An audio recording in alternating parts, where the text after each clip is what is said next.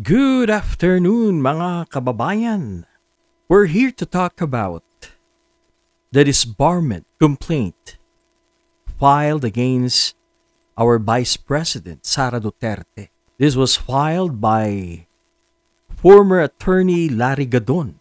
Bago po tayo magpatuloy, gusto ko pong pasalamatan at ikumusta ang aking mga followers and subscribers. Kayo pong mga nanunood.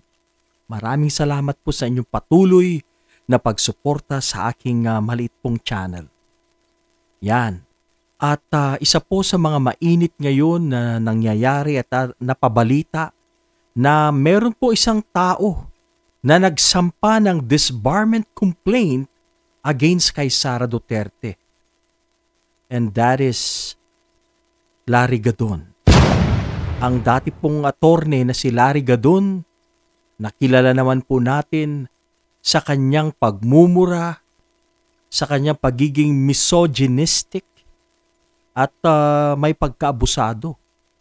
At siya nga po ay na-disbarred si Attorney Gadon. At ngayon, it looks like na bumabawi po siya.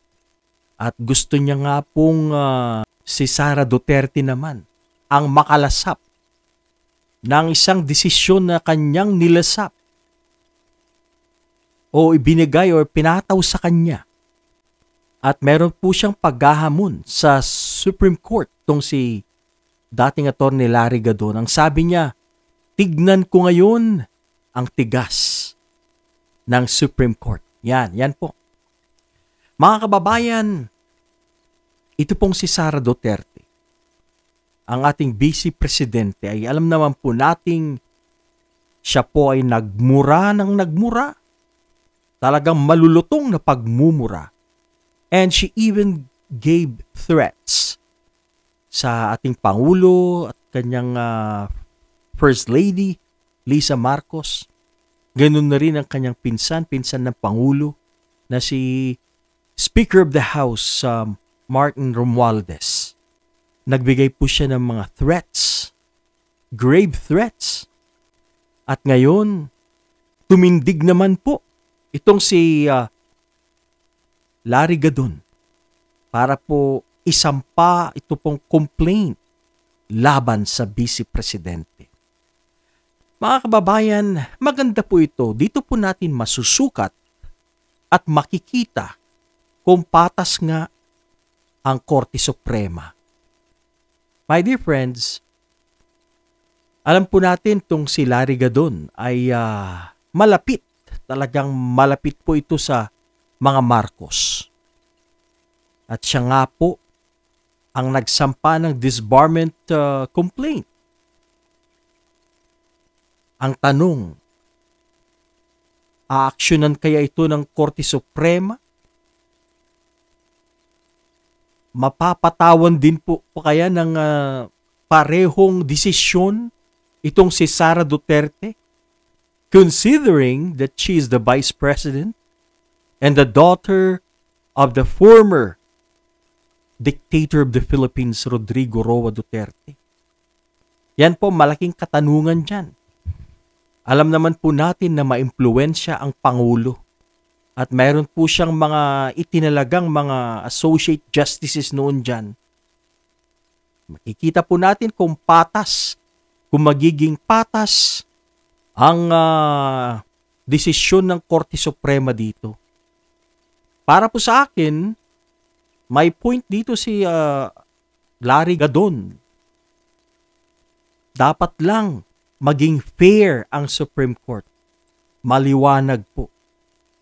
Malulutong na pagmumura at hindi lang po yan pagbabanta sa Pangulo at mga kasama nito o kapamilya.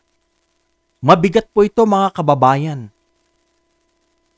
I hope na mabigyan po ng aksyon itong disbarment complaint na ito na isinampa ni Larry Gadon.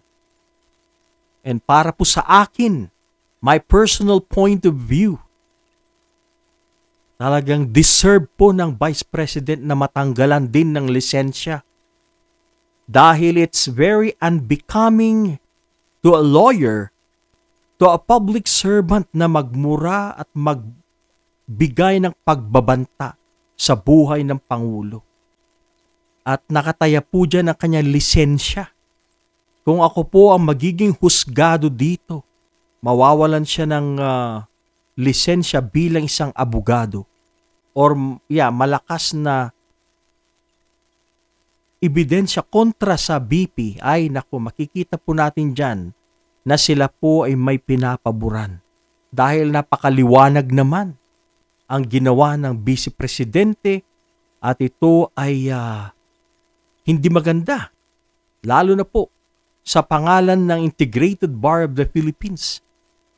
Ipinahiya po niya ang Integrated Bar of the Philippines. Hindi siya magandang halimbawa.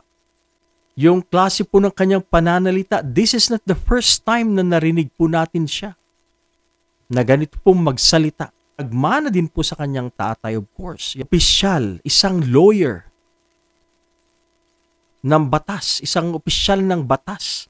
Dapat po nirerespeto at kagalang-galang.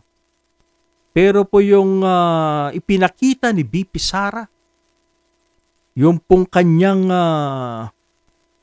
ginawa ay pagpapakita lang ng kabastusan at pang-aabuso sa kanyang titulo bilang abogado.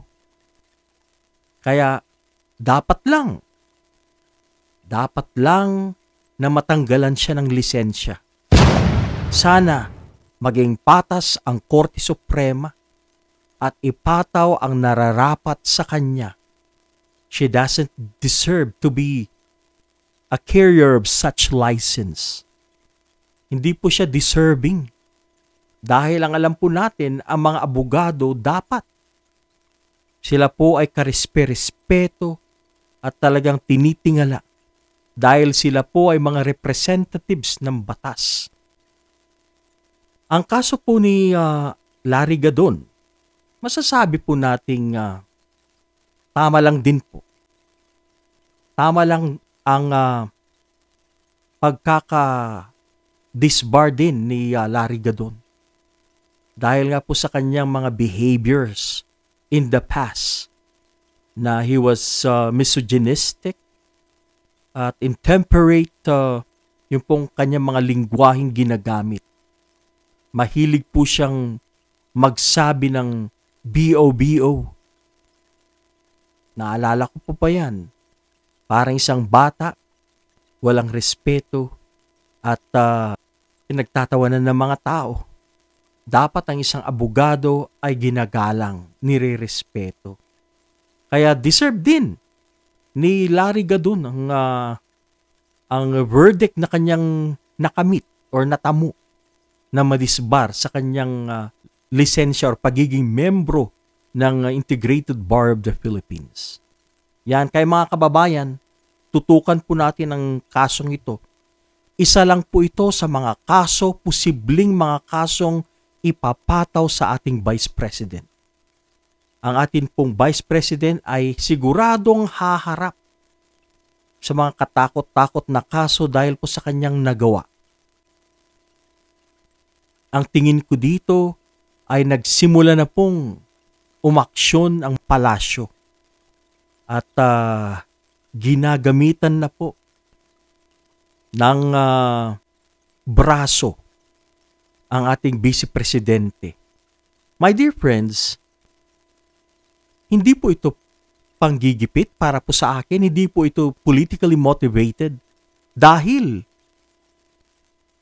hindi naman po kasi katanggap-tanggap ang nagawa ng Vice Presidente.